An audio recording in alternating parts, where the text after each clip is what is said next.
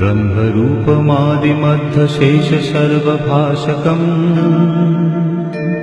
भावषट्कहीनरूपनित्यसत्तमध्ययम् वङ्मनौति गोचरं च नेति नेति भावितम् तं नमामि देवदेव रामकृष्णमीश्वरम् आदितेयविहरं सुरारिदैत्यनाशकम् शाधुशिष्टकामदं महिषुभारहारकम्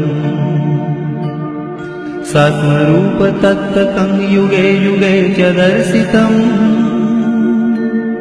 तं नमामि देवदेव रामकृष्णमीश्वरम्